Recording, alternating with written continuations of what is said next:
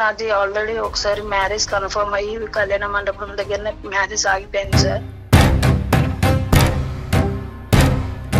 Already నా life ఒకసారి అలా అయిపోయింది. ఇది కూడా ఇలాగ నాకు బాధగా ఉంది చాలా. శారీరక సంబంధం అయితే మాకు ఇప్పటి వరకు ఏం లేదు అన్నట్టు ఫియర్. అదే వాళ్ళు మీ దురదృష్టం 1.5 year తర్వాత నెక్స్ట్ మంత్ మీ హనీమూన్ ట్రిప్.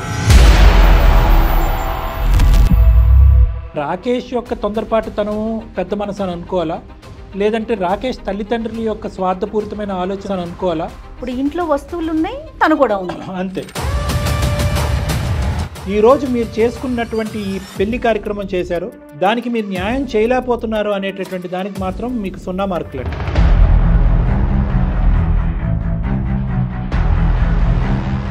జీవితాంతం 3 ముళ్ళు వేసి ఈ అమ్మాయిని మీ గుప్పెట్లో తెలిసి తెలియకుండానే పెట్టేసుకున్నారు. స్పందనకి జీవితం ఇస్తూ అట్ ద సేమ్ టైం సాహిత్యాన్ని కొద్దిగా మర్చిపోదాంలే అని ఆలోచన ఉంది సార్. మీరు స్మృతుల్లో మీరు ఉండిపోతున్నారు, ఎందుకంటే సాహితీ యొక్క జ్ఞాపకాలు పూర్తి స్థాయిలో మానసికంగా తీసేయాలి అనే ఉద్దేశం మీకు బలంగా లేదు. తనే నా లోకం అనుకున్నా, తనే నా జీవితం అనుకున్నా, తనే నా సర్వస్వం అనుకున్నా. ఇంకా సంవత్సరంలో మ్యారేజ్ చేసుకుని జీవితాంతం సంతోషంగా గడుపుదాం అనుకున్నాను. అదే క్షణంలో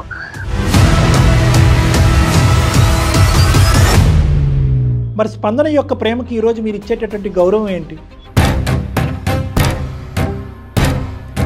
నిజంగా ఇదే కండిషన్ ఉంది అనుకుంటే కనుక ఆ అమ్మాయి ఆ రోజు పరువు పోగొట్టుకోవటానికన్నా రెడీ అయి ఉండేది, కానీ ఈ పెళ్లిలోకి వచ్చి ఉండేది కాదేమో అని నేను అనుకుంటున్నా.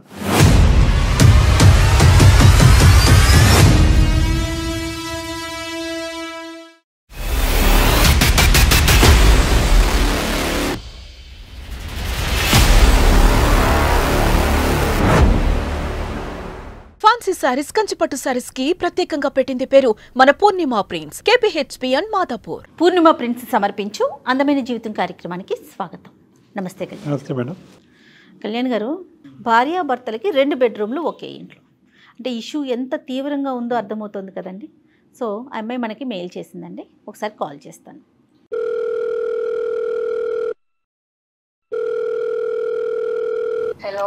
హలో, నమస్తే అండి, స్పందన గారా? అవునండి, నేను జయానండి, సుమన్ టీవీ నుంచి అందమైన జీవితం ప్రోగ్రామ్ నుంచి కాల్ చేస్తున్నాను. నమస్తే మేడం. నమస్తే అండి, నాతో పాటు డాక్టర్ కళ్యాణ్ చక్రవర్తి గారు ఉన్నారు. ఒకసారి డాక్టర్ గారితో మాట్లాడతారా? మాట్లాడతాను మేడం. Okay sir. స్పందన నమస్తే అమ్మా. నమస్తే సార్. చెప్పండి అమ్మా మీ ప్రాబ్లం. సార్ నా పేరు స్పందన సార్, విశాఖపట్నం సార్ నాది. మ్యారేజ్ అయిన తర్వాత నుంచి ఇక్కడ హైదరాబాద్ లోనే ఉంటున్నాము. ప్రాబ్లం అంటే సార్ హస్బెండ్ కోసం కొంచెం చెప్పాలి, దానికోసం అనేసి మీకు. అమ్మా అరేంజ్డ్ మ్యారేజ్ అమ్మా ఇది? అంటే నాది ఆల్రెడీ ఒకసారి మ్యారేజ్ కన్ఫర్మ్ అయ్యి కళ్యాణ మండపం దగ్గరనే మ్యారేజ్ ఆగిపోయింది సార్. ఏంటమ్మా పీటల దగ్గర ఆగిపోయిందా పెళ్లి? అవును మేడం, ఇంతకు ముందు ఆల్రెడీ మ్యారేజ్ ఫిక్స్ అయ్యి పెళ్లి కళ్యాణ మండపం మీదనే ఆగిపోయింది. సో టెక్నికలీ స్పీకింగ్ ఇప్పుడు మీ మ్యారేజే ఫస్ట్ మ్యారేజ్ మీకు? ఫస్ట్ మ్యారేజ్ ఇది నాకు. అది ఆగిపోయిన మ్యారేజ్. ఓకేనమ్మా. అంటే వేరే ఒక పోకరి ఏదో వాళ్ళ ఫ్యామిలీ మెంబర్స్ కి ఏదో ఒకటి ఇన్ఫార్మ్ చేసి అలా చేసి మ్యారేజ్ ఆగిపోయింది. ఆ పెళ్లి కొడుకు వాళ్ళకి మీ గురించి ఏమైనా ఇన్ఫార్మ్ చేశాడా? పెళ్లి కొడుకుకి చెప్పారు మేడం. ఆ తప్పుల్లో నిజం ఉందమ్మా?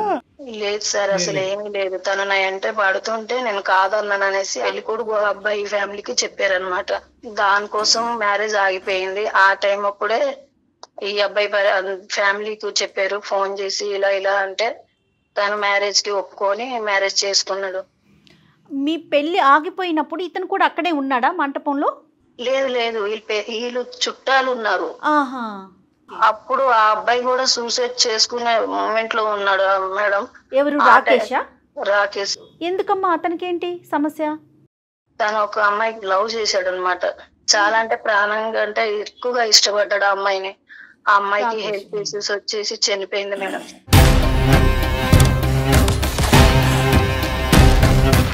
ఆ టైంలో మ్యారేజ్ చేశారు సార్. అబ్బో, ఇంకొక లైఫ్ నాకు దొరికింది అనేసి చాలా అసలు ఆ అమ్మాయి ఊహల్లో నుంచి ఇంకా బయట పడలేదు. రాకేష్ కూడా సూసైడ్ గా ఉన్నాడు అని అన్నారు. మ్యారేజ్ కాకముందు ఆల్రెడీ వేరే అమ్మాయికి బాగా ఇష్టపడి లవ్ చేసుకున్నారు వాళ్ళు. అతను కూడా మ్యారేజ్ దగ్గరలో కూడా వచ్చేసరికి అమ్మాయికి ఏదో ప్రాబ్లం ఉందని అమ్మాయి చనిపోయింది. డిప్రెషన్ లోకి వెళ్ళిపోయి తను చనిపోయే స్టేజ్ కి వచ్చేసాడంట. వాళ్ళ ఫ్యామిలీ మెంబర్స్ నాకు ఈ విషయం మొత్తం చెప్పారు. రాకేష్ చాలా నేను ట్రై చేసిన మార్పిద్దాం అనేసి. ఇప్పుడు ఒకే మంచం దగ్గర ఉన్న ఒకే ప్లేట్ దగ్గర ఉన్న తన ఊహల నుంచి బయటపడలేకపోతున్నాడు. తను ఎంత ట్రై చేస్తున్నా అసలు తనకి ఎంత మారిద్దామన్నా సరే అస్సలు ఆ మైండ్ నుంచి తను రాలేకపోతున్నాడు. అంటే మీ పెళ్లికి ఎంత ముందు రాకేష్ జీవితంలో ఆ ట్రాజడీ జరిగిందమ్మా? ఎంత గ్యాప్ ఉంది? అమ్మాయి చనిపోయాక మా మ్యారేజ్ కి చనిపోయేది 8 months గ్యాప్. మరి ఆ జ్ఞాపకాల్లోనే కొంతకాలం ఉండి అందులోంచి బయటపడిన తర్వాత మిమ్మల్ని చేసుకోవచ్చు కదా. వాళ్ళ మదర్ ఏమన్నారంటే వేరే అమ్మాయికి మ్యారేజ్ చేసుకుంటారు, చాలా మంది మారుతున్నారు కదా, అలా అయినా మారగలరేమో అబ్బాయి అనేసి అలానే చేశారు. కాకపోతే ఈ విషయంలో ఏ అమ్మాయి చేసుకుందాం అని ముందుకు వచ్చేసరికి ఈ విషయం చెప్పేసరికి ఆ అమ్మాయి కూడా ఆగిపోతుంది. ఆ టైం అప్పుడు నేనేమనుకున్నానంటే నాకు ఇలా జరిగింది కదా, అబ్బాయికి కూడా ఇలా జరిగింది కదా, ఈ మ్యారేజ్ ఏదో నాకు సెట్ అవుతుంది నేను చేసుకుంటా అనేసి నేను ఒప్పేసుకున్నా.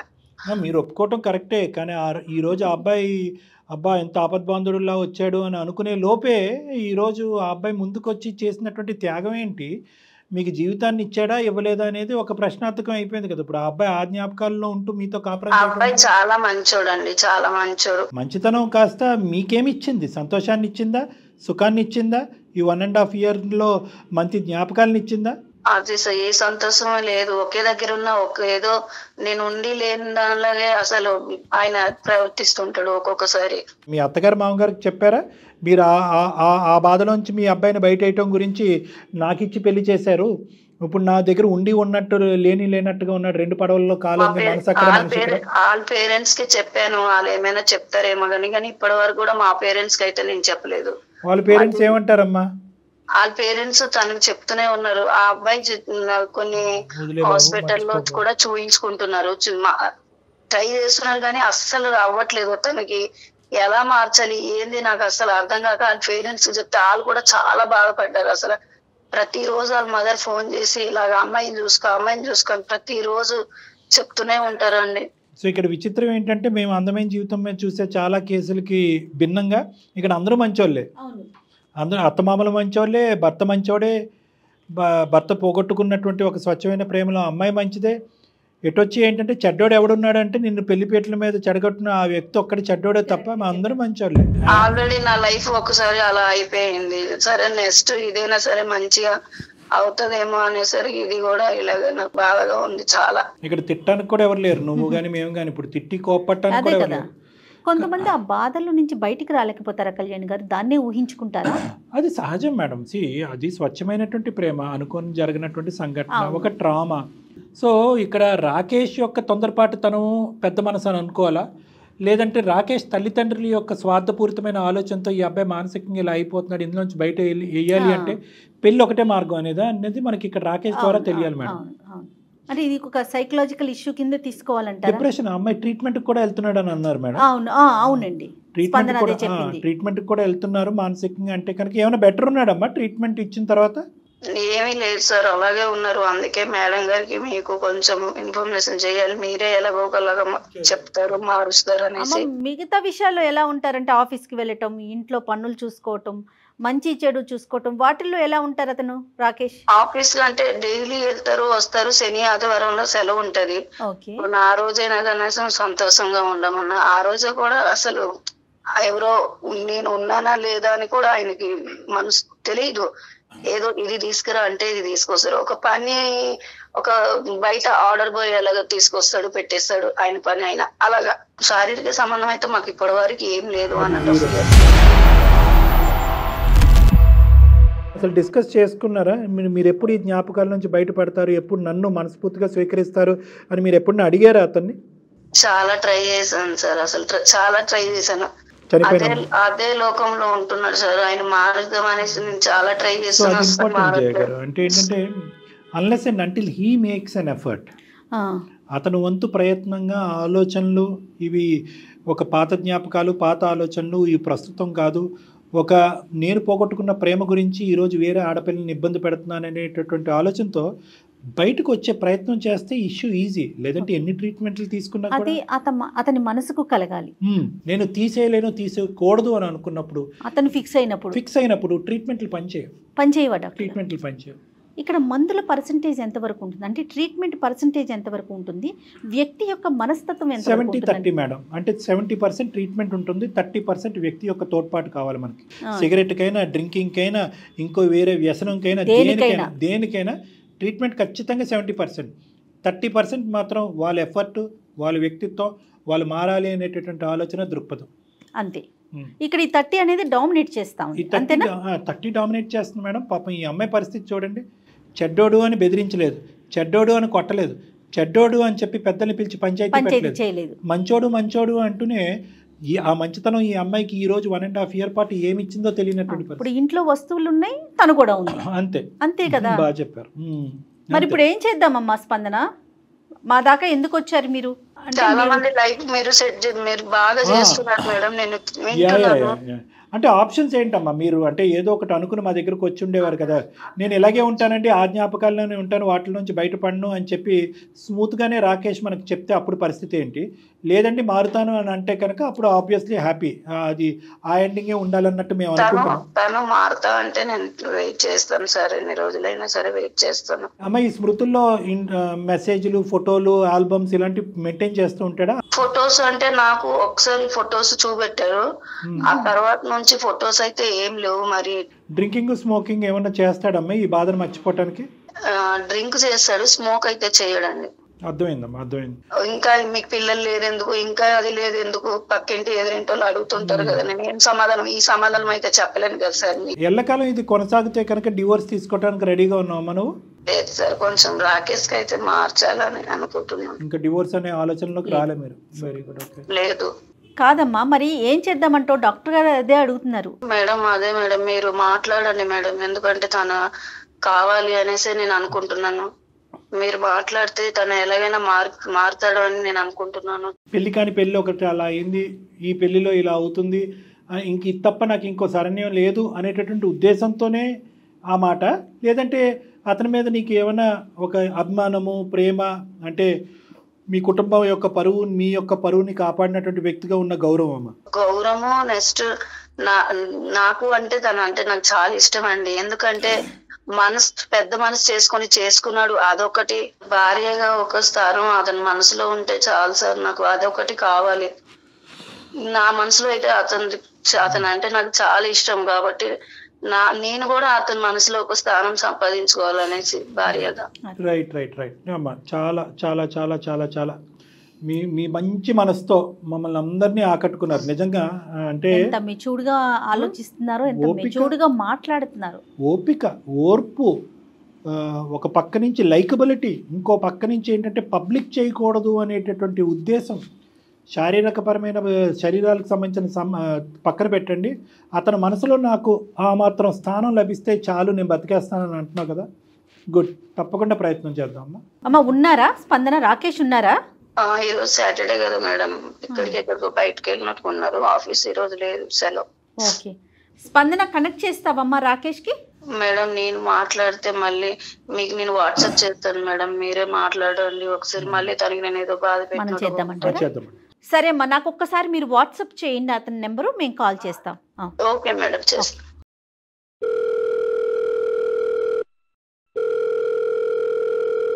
హలో హలో, నమస్తే అండి, రాకేష్ గారండి? ఎవరండి? నేను జయానండి, సుమన్ టీవీ అందమైన జీవితం ప్రోగ్రామ్ నుంచి చేస్తున్నాను. నాతో పాటు డాక్టర్ కళ్యాణ్ చక్రవర్తి గారు కూడా ఉన్నారు. మీతో ఒక్క 10 నిమిషాలు మాట్లాడొచ్చా? దేని గురించి మేడం? దేని గురించి అంటే మీకు సంబంధించిన విషయమేనండి, మీ ఫ్యామిలీకి సంబంధించిన విషయం. స్పందన గారు, మీ వైఫ్ మాకు మెయిల్ చేశారు మా అందమైన జీవితం ప్రోగ్రామ్కి. సారీ అండి, అయినా మా పర్సనల్ ఫ్యామిలీ మ్యాటర్స్ మీకు ఎందుకంటే. ఖచ్చితంగా ఇది మీ పర్సనలేనండి, కాదనట్లేదు. అంటే ఏదైనా ఒక సమస్య పరిష్కారం కానప్పుడు ఖచ్చితంగా ఎక్స్పర్ట్స్ దగ్గరికి వెళ్ళటం కామన్ కదండి. మీరు ఒక్క 10 మినిట్స్ కోఆపరేట్ చేస్తే చాలా అందమైన జీవితం నిజంగా మీ సొంతం అవుతుందండి. ప్లీజ్ ఒక్క 5 మినిట్స్ కోఆపరేట్ చేయండి. రైట్, డాక్టర్ గారు మాట్లాడతారు. నమస్తే రాకేష్ గారు. నమస్తే సార్. సాటర్డే రోజు హాలిడేలో రిలాక్స్ అవుతున్నట్టున్నారు, డిస్టర్బ్ చేస్తున్నాం. సో బేసికలీ ఏంటంటే ఇది సంతోషించాలో, బాధపడాలో, హర్షించాలో, గర్వపడాలో, పొగడాలో అర్థం కానటువంటి ఒక పరిస్థితిలో ఈరోజు స్పందన గారు మమ్మల్ని అందరినీ కూడా ఒక చిక్కుముడి సమస్యలో పెట్టారు అని చెప్పాలి. ఒక దేవుడిలాగా, ఒక ఆపద్బాంధవుడిలాగా సినిమాల్లో ఎక్కడో చూసేటటువంటి ఒక సంఘటన నా జీవితంలో జరిగిందండి. పెళ్లిపేటల మీద పెళ్లి క్యాన్సిల్ అయినటువంటి ఒక దేవుడిలాగా వచ్చి నా భర్త రాకేష్ గారు నన్ను పెళ్లి చేసుకున్నారు. అక్కడి వరకు అంతా బాగానే ఉంది. కానీ ఆ తర్వాత మా ఇద్దరి మధ్యన పెళ్ళి అయ్యింది, భార్యాభర్తలు అనేటటువంటి అంశమే తప్ప భార్యాభర్తలుగా మేము ఏమీ లేము అని చెప్పి రాకేష్ చెడ్డోడు కాదు. రాకేష్ చాలా మంచోడు. నన్ను పువ్వుల్లో పెట్టుకుని చూసుకుంటాడు, కాలు కూడా కింద పెట్టనివ్వడు. కానీ ఒక భార్యగా అతని మనసులో నాకు స్థానం లేదు. అతను గత స్మృతుల్లోనే ఉన్నారు. మీ గతంలో ఒక ప్రియురాలు ఉంది, ఆవిడ అనుకున్నటువంటి పరిస్థితిలో చనిపోయింది అన్నట్టుగా స్పందన గారు చెప్తున్నారు. ఇప్పుడు కూడా మీరు అనవసరం మళ్ళీ గుర్తు చేశారు.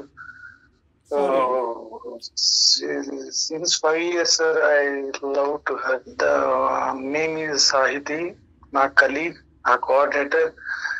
చాలా డెప్త్ వెళ్ళిపోయాం sir. At the same time last minute లో ఇంకొక 1 year లో మ్యారేజ్ చేసుకున్న టైంలో తనకు due to colon cancer sir. Okay, colon cancer వల్ల చనిపోయారు. 4 years ఆఫ్ లవ్. డైలీ నా కళ్ళ ముందే జరిగింది సార్. అది ఆ బాధ లాంటిదో తట్టుకోలేదు సార్. లాస్ట్ కు ఫ్యామిలీ నుంచి దూరం అయిపోయి సూసైడ్ దాకా వెళ్ళారు సార్. మా పేరెంట్స్ చాలా బాధపడ్డారు. నేను ముందు వెనక ఏం ఆలోచించకుండా పాపం స్పందనకి తాళి కట్టాను. తాళి కట్టాను. Body present, mind is absent అంటారు చూడండి సార్. అలా ఉంది సార్ నా పరిస్థితి. ఎక్కడికైనా తీసుకెళ్దామంటే సాహితీ గుర్తొస్తుంది. స్పందన తీసుకెళ్ళి ఎక్కడైనా పార్క్ తీసుకెళ్దాం, ఎక్కడైనా మూవీకి తీసుకెళ్దాం అంటే నాకు సాహితీతో వెళ్ళిన జ్ఞాపకాలే గుర్తొస్తున్నాయి. ఆ స్పందనని సాహితీ స్థానంలో నిలబెట్టలేకపోతున్నారు. అంతే సార్, అంతే. స్పందన కూడా నన్ను బాగా చూసుకుంటుంది సార్. మీరు ఆవిడని చాలా బాగా చూసుకుంటున్నారు, ఆవిడ మిమ్మల్ని చాలా బాగా చూసుకుంటున్నారు. యూజువల్గా మా దగ్గరకు వచ్చే కేసులన్నీ కూడా బాగా చూసుకోవట్లేదనే కేసులు. మీది చాలా బాగా చూసుకుంటూ కూడా హ్యాపీగా లేనటువంటి కేసు మీది. అదే నా వల్ల తను కూడా బాధపడుతుంది సార్. అది నేను ఎక్కడ ఎప్పుడు ఎక్స్ప్రెస్ చేస్తుందో అనుకున్నాను. టైం వచ్చేసింది, మీకు ఎక్స్ప్రెస్ చేసింది ఆ బాధ. నేను అనుకుంటున్నా ఎప్పుడో ఒకసారి బయటపడుతుంది, బయటపడుతుంది. సమస్యని ఎవరికో ఒకరికి చెప్పుకోవాలి కదండి. ఇప్పుడు ఒక 2 questions రాకేష్ గారు. చెప్పండి సార్. మీ అతి గొప్ప ప్రేమకు ఒక అమ్మాయిని ప్రేమించి 4 సంవత్సరాల పాటు ప్రేమించిన తర్వాత కోలాన్ క్యాన్సర్తో చనిపోయినటువంటి ఆ అమ్మాయిని ఇప్పటికి కూడా మీ మనసులో పదిలంగా పెట్టుకున్నారు అనేటటువంటి దానికి 100కి 100 మార్కులు వేసినా కూడా నేను ఒక పెళ్లిపేటల మీద ఆడపిల్ల గురించి ముందుకొచ్చి పెళ్లి చేసుకున్నటువంటి ఒక వ్యక్తిగా 100కి 200 మార్కులు నేను మీకు వేసినా కానీ ఈరోజు మీరు చేసుకున్నటువంటి ఈ కార్యక్రమం ఏదైతే పెళ్లి కార్యక్రమం చేశారో దానికి మీరు న్యాయం చేయలేకపోతున్నారు అనేటటువంటి దానికి మాత్రం మీకు 0 మార్కులండి. నేను ఇలా మాట్లాడుతున్నానని మీరు ఏమనుకోవద్దు.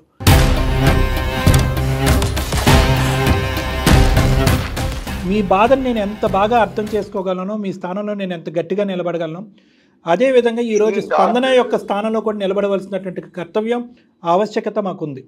ఎందుకు ఈ మాట అంటున్నానంటే, ఏమమ్మా నీ పెళ్లిపేటల మీద నీ పెళ్లి చెడిపోతుంది, నీకు నీ పరువు కాపాడటం గురించి నేను నీ ముందుకు వచ్చి నేను నిన్ను పెళ్లి చేసుకోబోతున్నాను, కానీ నువ్వు నా ఇంట్లో ఒక బొమ్మలాగే ఉంటావు, నా మనసులో మాత్రం సాహితీ అనేటటువంటి వ్యక్తి ఒక్కటే నా మనసులో ఉంటుంది అనే మీరు మాట అనుకుంటే కనుక స్పందన అప్పుడే ఈ పెళ్లి చేసుకోవాలా వద్దా అనేది అప్పుడే డిసైడ్ చేసుకునేది. మరి మీరు చేసింది గొప్ప కార్యక్రమం అనుకోవాలా, కాపాడేటటువంటి కార్యక్రమం అనుకోవాలా, జీవితాంతం 3 ముళ్ళు వేసి ఈ అమ్మాయిని మీ గుప్పెట్లో తెలిసి తెలియకుండానే పెట్టేసుకున్నారు, ఆ అమ్మాయికి ఇప్పుడు ముందు నుయ్యి వెనకతలు గొయ్యి అనే పరిస్థితి ఏర్పడింది అనుకోవాలా? డాక్టర్స్ న్యాయం చేయలేంది, ఇటు పూజలు చేసి న్యాయం చేయలేంది. కానీ మీరు అనుకుంటే బయటికి రాగలరు రాకేష్ గారు, ఇది ఎవ్వరూ చేసేది కాదు. మీరు అనుకోండి. మీరు అనుకోవటం అనేది ఒకటి. రెండోది ఏంటంటే, మీరు కథ మొదలైన తర్వాత కార్యక్రమం చెప్తున్నారు, నేను కథకు ముందు కార్యక్రమాన్ని నేను అడుగుతున్నాను. నిజంగా మీరు ఒక గ్యారంటీతో ముందుకు వచ్చారా? అంటే స్పందనాన్ని నేను చేసేసుకుని 1 వారం 10 రోజుల్లోనూ 6 నెలల లోపల సాహితీ స్మృతుల్ని తీసేస్తాను అనే ఆలోచనతోనే పెళ్లి చేసుకున్నారా? లేదంటే సాహితీ యొక్క జ్ఞాపకాలు ఆలోచనలు అలాగే పదిలంగా మనసులో పెట్టుకుంటూ స్పందనకు ఒక జీవితాన్ని ఇద్దామనేటటువంటి 2 పడవల్లో కాలేసేటటువంటి ప్రయాణాన్ని మొదలు పెట్టారా? స్పందనకు జీవితం ఇస్తూ అట్ ద సేమ్ టైం సాహితీని కొద్దిగా మర్చిపోదాంలే అని ఆలోచన. మర్చిపోదాం అనుకున్నారు కానీ మర్చిపోవటానికి టైం లైన్ డిసైడ్ అవ్వలేదు, మర్చిపోవటానికి పూర్తి స్థాయి ప్రయత్నం లేదు, మర్చిపోవటానికి డాక్టర్లకు కానీ పూజారులకు కానీ మీ వంతు సహకారం చేయలేదు. అది ఇక్కడ ఉన్నటువంటి ట్విస్ట్. మీరు స్మృతుల్లో మీరు ఉండిపోతున్నారు. ఎందుకంటే సాహితీ యొక్క జ్ఞాపకాలు పూర్తి స్థాయిలో మానసికంగా తీసేయాలి అనే ఉద్దేశం మీకు బలంగా లేదు. I'm sorry to say this. తనే నా లోకం అనుకున్నా, తనే నా జీవితం అనుకున్నా, తనే నా సర్వస్వం అనుకున్నా. ఇంకా సంవత్సరంలో మ్యారేజ్ చేసుకొని జీవితాంతం సంతోషంగా గడుపుదాం అనుకున్నాను. అదే క్షణంలో చెప్పాలంటే. కానీ రాకేష్ గారు, ఇక్కడ కొద్దిగా ఇమోషన్ నుంచి ప్రాక్టికాలిటీలోకి వద్దాం. మీ పర్సనల్ ఇష్యూ గురించి మీరు చాలా లోతుగా మాట్లాడుతున్నారు. కానీ ఎప్పుడైతే పెళ్ళి అవుతుందో ఇక్కడ ఒక సెంటిమెంట్ కాదు, 2 సెంటిమెంట్లు. స్పందనకి మీరు జస్టిఫై చేస్తున్నారా? స్పందన జీవితాన్ని మీరు జస్టిస్ ఇస్తున్నారా? కాపాడాలనేటటువంటి ఒకే ఉద్దేశం సరిపోతుందా? జీవిత భాగస్వామ్యం కింద తన పక్కన జీవితాంతం మానసికంగా నిలబడాలి అనేటటువంటి చర్యలో ఉండాలా మీరు? లేదు సార్, అది రూప్ కాపాడటమే కాకుండా నా బాధ్యత పరంగా తన్ని అన్ని విధాలా చూసుకుంటున్నా. ఎక్సెప్ట్ ఓన్లీ దట్ శారీరక సుఖం మాత్రం మిగతా ఏమి చేయకపోయినా ఇది ఒక్కటి మానసిక పరమైనటువంటి సంతృప్తి గురించి ఒక ఆడది వెయిట్ చేస్తుందండి. నా మనసులో సాహితీని పెట్టుకుంటానంటే అది కరెక్ట్ కాదు. ఏ భార్య తట్టుకోలేదు. నిజంగా ఇదే కండిషన్ ఉంది అనుకుంటే కనుక ఆ అమ్మాయి ఆ రోజు పరువు పోగొట్టుకోవటానికన్నా రెడీ అయి ఉండేది, కానీ ఈ పెళ్లిలోకి వచ్చి ఉండేది కాదేమో అని నేను అనుకుంటున్నాను. ఎందుకంటే కనుక సమాజానికి ఏదైనా సమాధానం చెప్పుకోవచ్చు, తప్పుడు ప్రచారం చేసే సమాజానికి.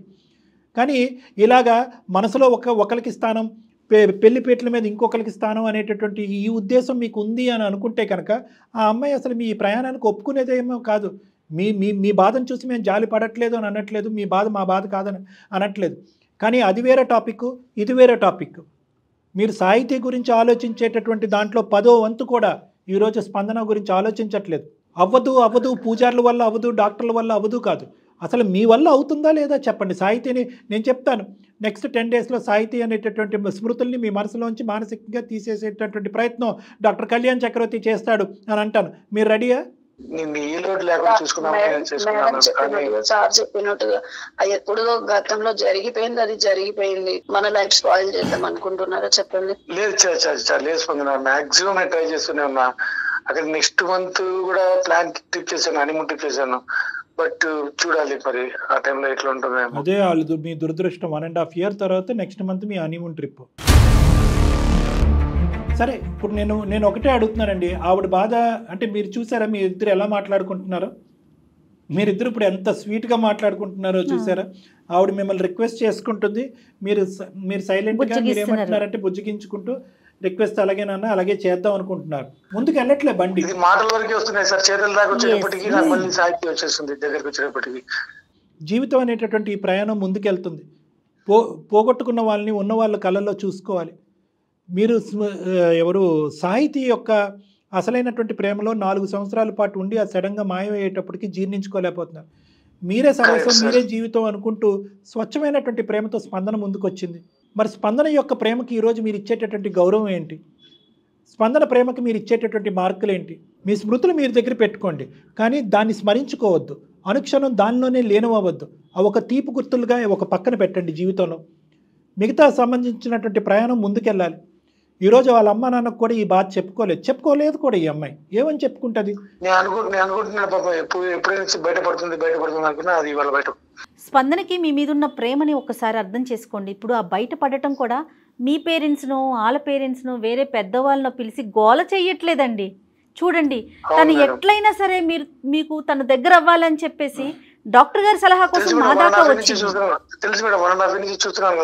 మరి మేము చెప్పేది ఏముంది చెప్పండి? మీ భార్య గురించి మేము చెప్పేది ఏముంది? మీరు సానుకూలంగానే స్పందిస్తున్నారు, స్పందన కూడా సానుకూలంగానే ఉంది.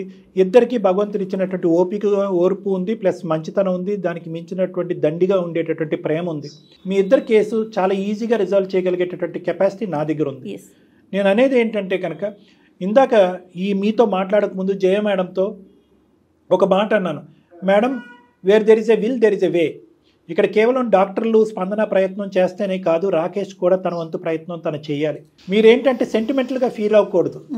ఏ సాహితీ యొక్క ఆలోచనలు తీసేస్తే కనుక సాహితీ నా మనసులోంచి చెరిగిపోయినట్టే, తిరిగిపోయినట్టే, చనిపోయినటువంటి సాహితీని నేను మోసం చేసినట్టే, ఈ సెంటిమెంట్లోకి వెళ్ళకండి. బహుశా ఈ గిల్ట్ అనేటటువంటి మీ లోపల చాలా ఉంది. ఆ గిల్ట్ తీసేసేయండి. మనం ప్రాక్టికల్గా ఆలోచించుకుందాం. మీ ప్రేమ స్వచ్ఛమైంది, ప్రేమ నిజమైంది, అనుకున్నటువంటి పరిస్థితుల్లో ఆ అమ్మాయి చనిపోయింది. ఈరోజు సాహితీ లాంటి వ్యక్తి పైనుంచి చూస్తున్నా కూడా తను ఏమంటుందంటే, స్పందనకు న్యాయం చేయి రాకేష్ అని కూడా అంటుంది తను. నిజంగా నేను చెప్తున్నాను ఈ మాట. నేను స్పందనతో పాటు ఉండటం అనేది సాహితీకి నచ్చదు, సాహితీని నేను మోసం చేస్తున్నానని, లేనటువంటి సాహితీని మీరు మోసం చేస్తున్నట్టుగా ఫీల్ అవుతున్నారు. కానీ ఇక్కడ ఉన్నటువంటి స్పందన యొక్క ఆలోచన ఏంటి, పరిస్థితి ఏంటి అన్నది మీరు ఆలోచించలేకపోతున్నారు.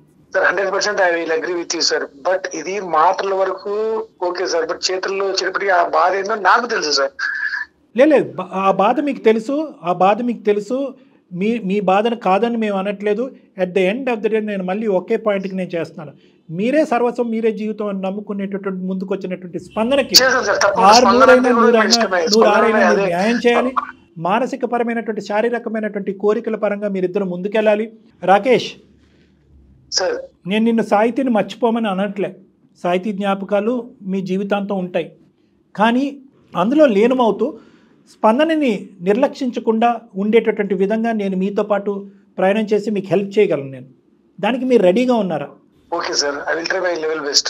yes మీరు చేయగలరంటే yes 100% I will come to. ఎందుకంటే మేడం, నేను సాహితీని మర్చిపో అంటే ఆ మర్చిపో అనేటటువంటి పదమే అతనికి నచ్చట్లేదు బహుశా. అవును కళ్యాణ్ గారు, ఇదేంటి సాహితీని ఏంటి ఇంత ప్రేమించినటువంటి నేను మర్చిపోవటం ఏంటి అనేటటువంటి అతను నచ్చట్లేదు. కాబట్టి నేను కాన్సెప్చువల్గా ఏమన్నానంటే, మర్చిపోవటం అనేది నిజంగా అది కరెక్ట్ కాదు మేడం. అంటే ఆలోచనల్ని, జ్ఞాపకాలని వేరే ఆలోచనలను జ్ఞాపకాల ద్వారా డైల్యూట్ చేయగలం, కానీ తీసేయటం అనేది ఉండదు.